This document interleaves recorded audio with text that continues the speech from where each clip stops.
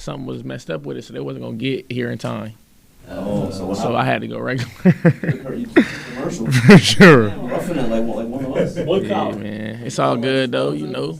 Save some money, man. For sure. I'm gonna be doing that still, huh?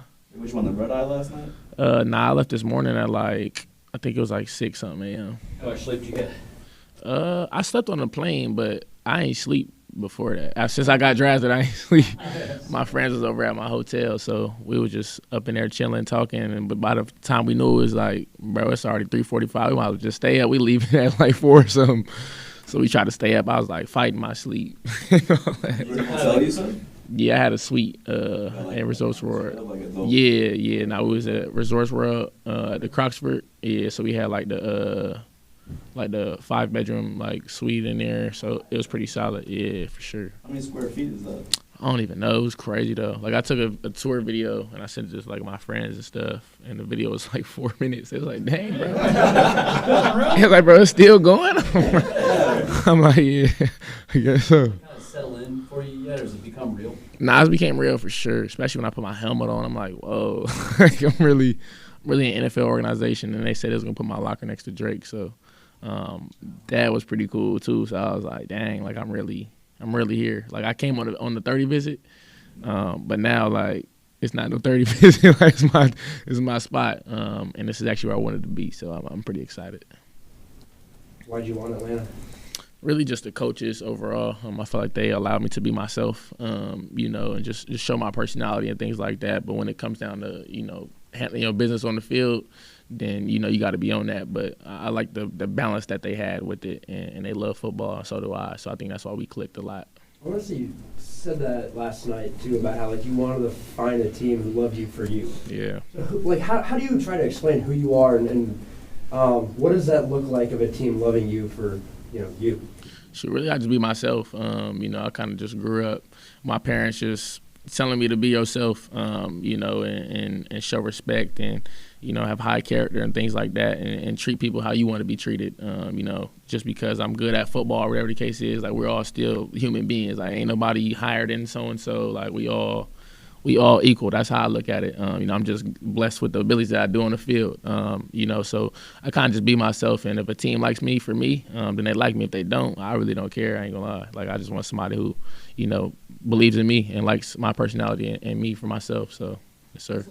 All right. There was a lot said about your route tree. What would you say to those people who say that you're just a screen back? Yeah, I think I proved that at the Combine and Pro Day. I could run every single route. I think I showed that for sure. Just being able to show, okay, certain routes I ran pretty much every route.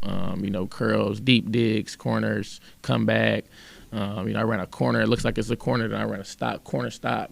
Like just being able to stop and start on a dime is something that I pride myself in, and I've been able to run routes. Since high school, and I feel like I got a chance to do that at the Combine. And at the Pro Day to show people that I can do everything pretty much. So I'm excited. I think you had 20 reps, 225 bench, and you weigh like 170 something. Yeah, I'm like 180. 180. The Combine was 177. I like threw up and all that before weigh in, but Threw up. yeah, I don't know. I think I got like some food messed my stomach up. I had to start feeling weird randomly before I weighed in. We were actually like in the weigh-in room. And I was like, yeah, you gotta bring trash can. So I lost some pounds, but yeah, I'm 180. But you still have 20 reps even going up. Yeah, I kind of wanted to get like around 24 to 25. Because Combine training, I got, like, I think the most I got was like 22. So I imagine my adrenaline was going to like help me out a little bit to get 25. But we was warming up. I think it was me, Deion Burks, and another guy. We was warming up. It was like, yo, why does 135 feel like that? I just had to lock in. I had to get at least 20. That was my minimum number. So I was happy that I had a 2 in front of my number for sure. Have you always had that like strength and athleticism for your size? Oh yeah, definitely. I power cleaned 300 in high school. I squatted 515 in high school. Like I've been strong for a minute. And I think it goes to I do a lot of body weight stuff. Like my dad was a high performance strength and conditioning coach. He used to train Serena Williams before he had me and my brother. So he has a lot of background of the right training to get explosion and strength at the same time. We do a lot of endurance stuff too. That's why I'm able able to do 20 reps. And then we do like a lot of body weight stuff as kids before we started lifting. So today still I do like 100 push-ups, 100 sit-ups every day just to stay on my maintenance. And I feel like that's like the little lockout. Like when you get right here on bench, like all those push-ups, when you get right there, sticking point, like that's the ability to be able to lock out. And my dad still does it too. Like he fills up like the little water machine at our house or whatever. And it has like a whole cycle, like cleans and whatever. He's like, watch, when it cleans, I'm hitting my push-ups. He hitting it 100 real quick, and he trying to like time it up before the water overflows.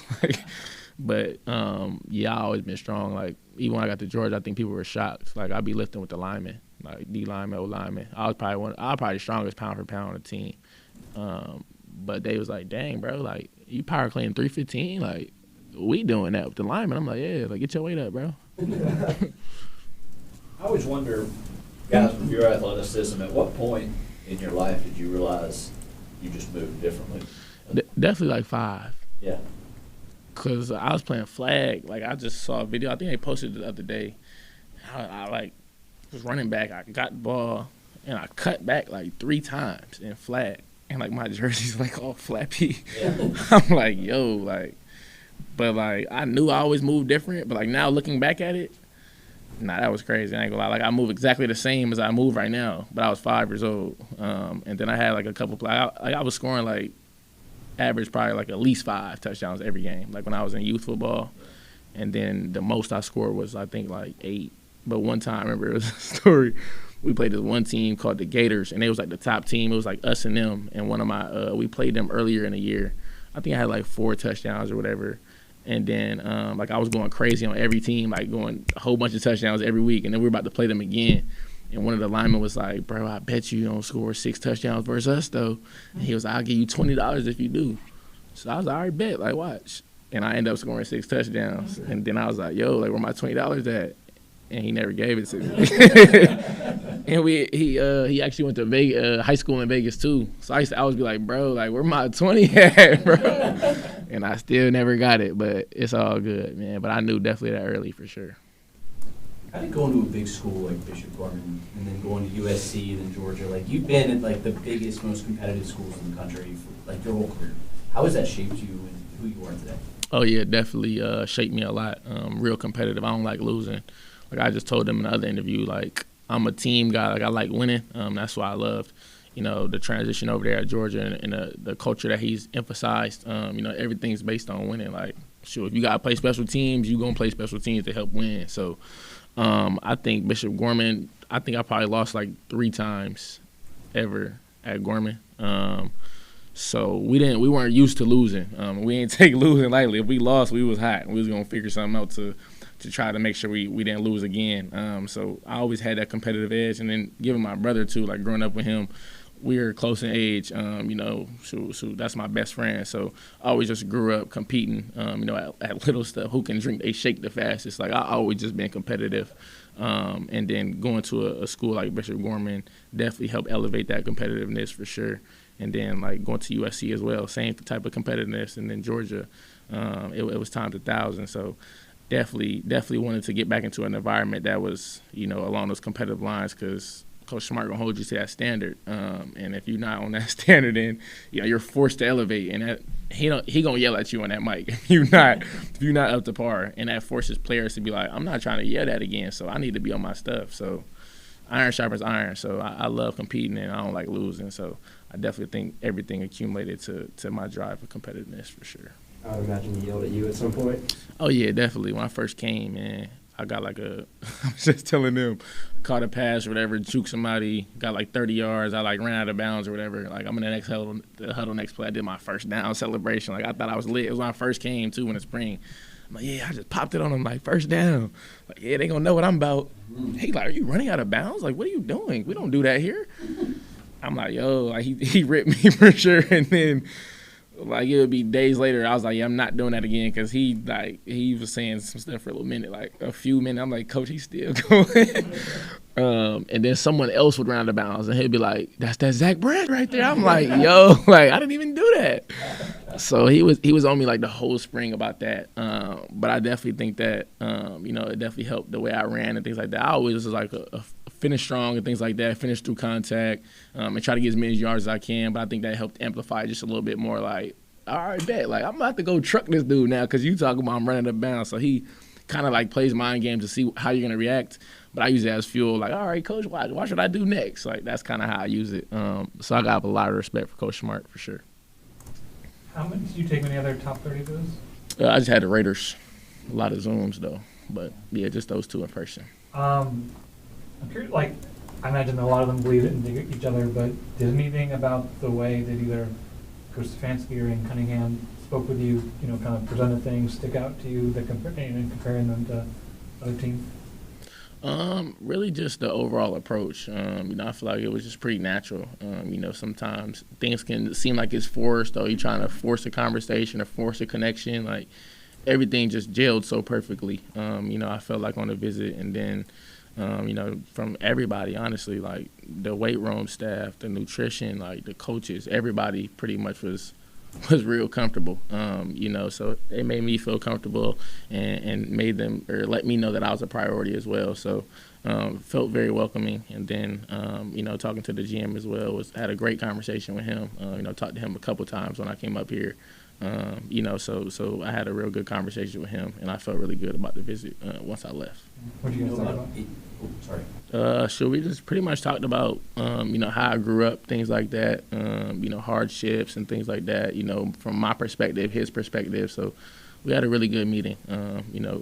I got a little bit vulnerable up in there. For sure, just letting them know like what it is. Like I said, I try to tell people like who I am and show who I am as a person. And if you like it, then you like it. If you don't, then you don't. But I think we gelled pretty well and had a good connection. Did you get a chance to talk to Aiden at all? I did, actually. I talked to him actually when we were on a 30 visit together, and we always we're cool on social media or whatever the case is. My first time meeting was at the Combine, so it was cool to meet him in person and just chop it up. And he's faith-led too, just like me, so I think we connect on that level as well, and we both got the same mentality, like how we're wired. And then after I got drafted, he had texted me and was like, let's go, let's turn it up. And then I had FaceTimed him, like, when you get in and stuff. I know he came a little bit earlier this morning. But yeah, he chopped it up with me, and we excited to go to work for sure. Anything else? I don't know if you remember. We spoke at the Sugar Bowl. Yeah, we did. I remember for sure. I asked you a lot of questions. You're very patient. Yes, sir. The one thing that strikes me, and Coach Smart was talking about this, that you seem to treat this like, an NFL veteran does. Like I asked you yesterday about, who else you have besides your therapy guy, and not every college kid does that. And I'm curious, where did that come from, that kind of just commitment to getting better and taking care of your body and doing all those things that not every college kid does? Yeah, I think overall, the commitment and consistency and discipline level that I approach the game with comes from just how I was raised. My parents just showed me that. And whatever you end up doing, you got to be consistent and disciplined if you want to be successful. And I feel like they showed me that, and you have to make sacrifices as well. Sometimes you got to sacrifice things, and you got to do things that you need to do in order to get what you want. So I think I learned that early on, and I kind of just got that, like, along from the athletic side, I got that from my dad as well. Just him lining up the things like, okay, if you want to actually get to this level, here's what you need to do. And giving the people he's trained, like Serena, like, I'd be dumb not to listen. So he set me up in a good position, along those lines. And I feel like you got to take care of your body. You only have one body, and the best ability is availability. So I take pride in that, take pride in my sleep and things like that, because I feel like when I am on the field, I feel like I'm a different breed. So I got to just control everything I can, in order to set myself up in the best position possible. And I think found a good routine that works for myself, and ultimately it was in Georgia already, so I'm just going to stick to what worked for me and hopefully continue to have more blessings in the future. We asked Kendall earlier about transitioning to play in the SEC. What was it like for you coming from USC and then going to Athens? Just the brand of football, I guess. Yeah, I think – I don't know. I feel like football at the end of the day, like, it's the same game. Definitely I think the trenches is where the big difference I feel like is. We played Ole Miss we look at the scouting report. One of them dudes was like 6'7". I said, "Yo, like yo, that's crazy." Just seeing that, but I feel like skill wise, like it wasn't really nothing different for me, honestly. But I think the trenches is something that I noticed. Like, yeah, they got some dudes in them trenches. You know, the Keldrick Fox dudes like that. I'm like, yo, they coming off the edge. But it was definitely a smooth transition. Just Georgia allowing me to, you know, get into the practice culture and the way that they practice, covering down every single time. Like, I already did that, but like the way that it was amplified at Georgia, like it made me so consistent. Like there would be plays in practice where I'm just running to the ball. Like, okay, I'm blocking somebody, dude breaking, I'm just running. Like I'm just running to the ball. And that's helping with conditioning at the same time. I can run routes. Now I'm coming back. Like I rarely got tired like in the game. Like I feel I could play another game after every game pretty much. And I think that helps with injuries as well. Just being able to have like stamina, and then it just puts you in a good position. Like a couple times people will fumble in practice, I'm running to the ball pops out, I'm right there. Like I just jump on it. I think Arian Smith did a good job with that at Georgia too, just covering down to the ball. Like I watched a lot of their film, like in the off season in the spring, and just seeing like how these other receivers were moving and going about their way when they were at Georgia. I just saw him. He was a fast guy as well, track guy. Always running, always keep moving till the whistle's blown. So you never know how that can affect the team. And I saw a couple times in the game where he would do that. The ball would pop out, and he's always right there, and he would save a game. Like those are moments where turnovers can hurt a game bad, and just putting yourself in those situations can definitely help a team. So I think that's really important. All right.